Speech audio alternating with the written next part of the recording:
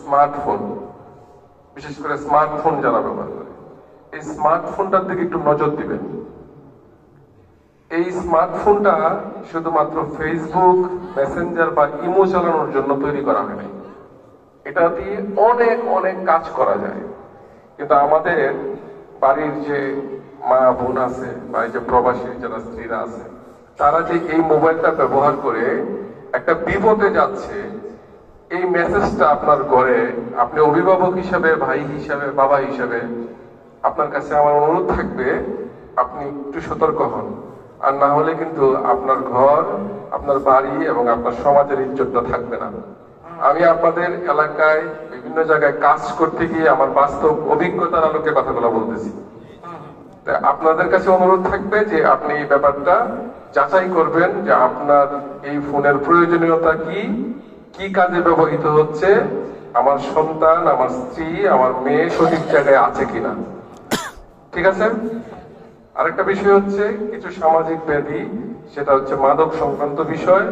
সেটা জানেন যে আমাদের প্রত্যেকটা পরিবার বা প্রত্যেকটা বাড়ির কেউ না কেউ কোনো না কোনো ভাবে এটার সাথে এমন ভাবে জড়িয়ে যাচ্ছে, যেটা সামাজিক অবক্ষয়ের যে বিষয়গুলো আছে বা সামাজিক অপরাধগুলোর যে বিষয়গুলো আছে, সেটা একমাত্র তাদের পক্ষেই সম্ভব হয় যারা বিপদগামী এবং মাদকাসক্ত। সেই জায়গা থেকে আমাদেরকে যদি একটু তথ্য দিয়ে সহযোগিতা করেন, আমার সহযোগিতা পাবেন।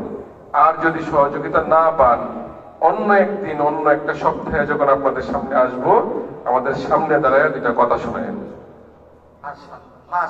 আরেকটা বিষয়, সর্বশেষ বিষয় বলবো, আপনাদের এলাকায় জমি জমা সংক্রান্ত বিষয়ে অনেক অভিযোগ আছে।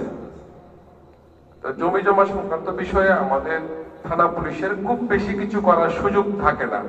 তারপরেও আমি বলবো যে একটা কিছু কিছু বিষয় তাকে সমাধানযোগ্য।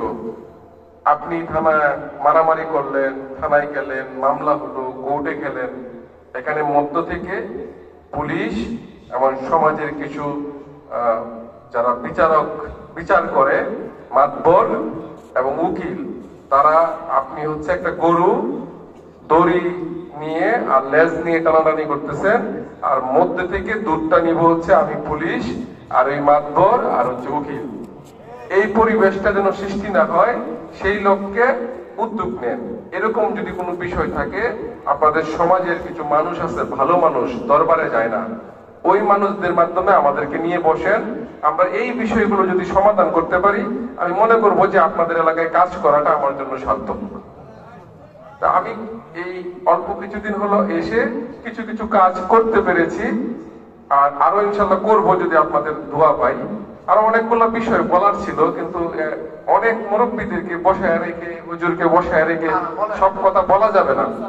তো আমরা আপনাদের এই এলাকাতে শিবলি ভাইকে আমি বলবো যে আপনারা একটা মিটিং এর আয়োজন করতে পারেন, যেটা আমাকে বলে বিট পুলিশিং বা কমিউনিটি পুলিশিং।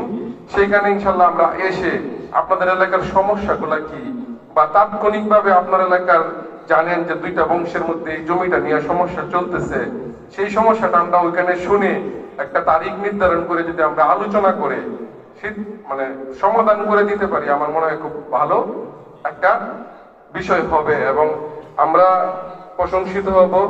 আমরা এটার একটা মনের শান্তি পাবো, একটা তৃপ্তি পাবো।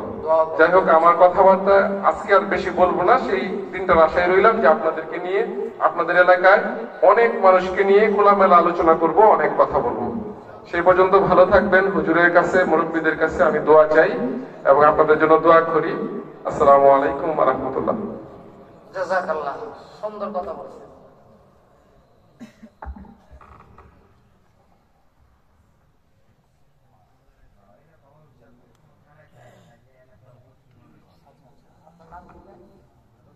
আচ্ছা আচ্ছা, ওনার আম্মা অসুস্থ, আপনাদের কাছে দোয়া চাইছেন। মুমূর্ষ অবস্থা, আল্লাহ পাক যেন হায়াত থাকলে নেক হায়াত দান করেন, আর যদি হায়াত না থাকে তাহলে তো পৃথিবী থেকেও বাঁচবে না। আল্লাহ যেন ইমানের হালতে মৃত্যু নসিব করে। স্যারের কথাগুলো আমার কাছে খুব ভালো লাগছে, আপনাদের কাছে খারাপ লাগছে? বাংলাদেশের প্রত্যেকটা থানায় এরকম অফিসার দরকার, ঠিক কিনা? তো জমি সংক্রান্ত যে একটা বিষয় উনি সুন্দর কথা বলছে যে আপনাদের এলাকায় যদি কোনো বংশে এক বংশের সাথে আরেক বংশের মাইক থাকে, তাহলে যদি এটা বসে সমাধান করা হয় উনি একটা নেক দোয়া পাবে। ভাইরাল একটা নিউজ বলি, গতকাল সিলেটের রোস্তমপুর একটা এলাকা আছে,